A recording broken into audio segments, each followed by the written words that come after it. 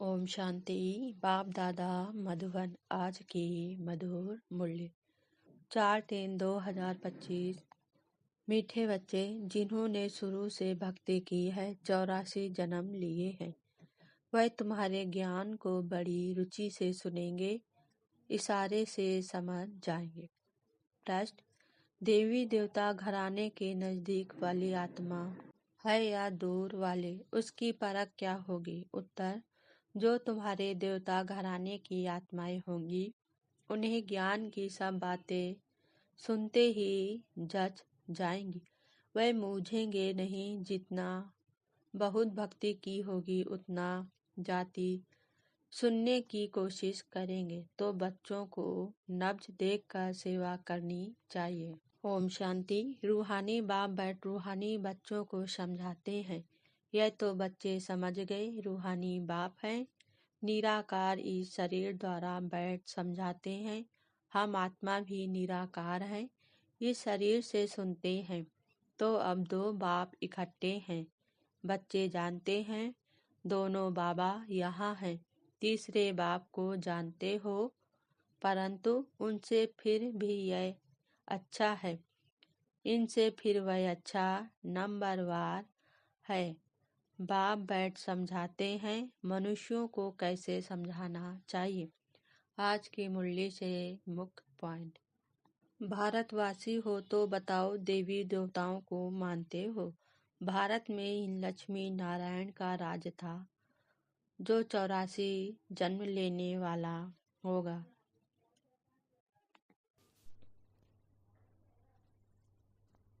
जो पहले सतो प्रधान में फिर सतो रजो तमो में आते हैं, वह तो सिर्फ अपना धर्म स्थापन कर पुनर्जन्म लेंगे।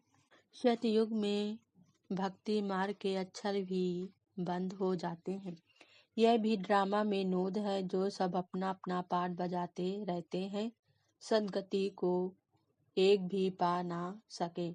अभी तुमको यह ज्ञान मिल रहा है। बाप भी कहते हैं, मैं कल्प कल्प के संगम युगे आता हूँ।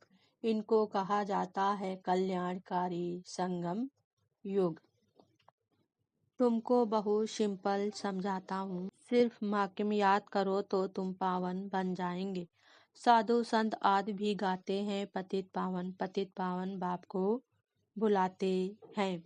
सच तो कभी छिप नहीं सकता। यह 4 युग बिल्कुल इक्वल हैं। स्वास्थ्य का भी महत्व है ना। खाता जो बनाते हैं तो उसमें स्वास्थ्य का बनाते हैं। यह भी खाता है ना। हमारा फायदा कैसे होता है? जब कोई शरीर छोड़ता है तो मुख से तो कहते हैं फलाना स्वर्ग पधारा, लेकिन अंदर दुखी होते रहते हैं।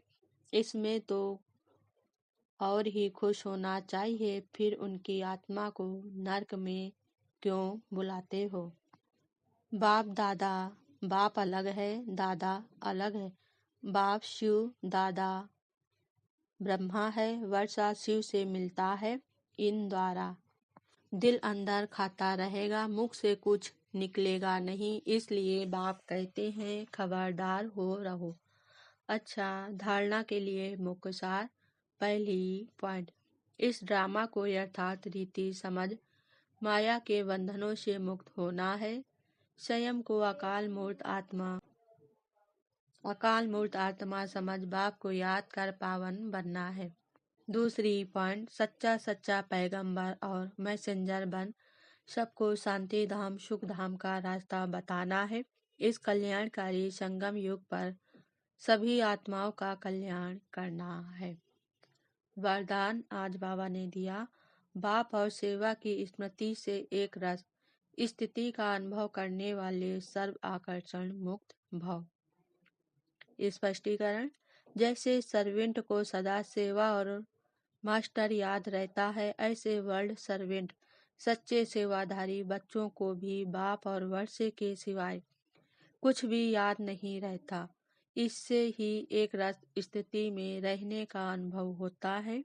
उन्हें एक बाप के रस के सिवाय सब रस नीरस लगते हैं।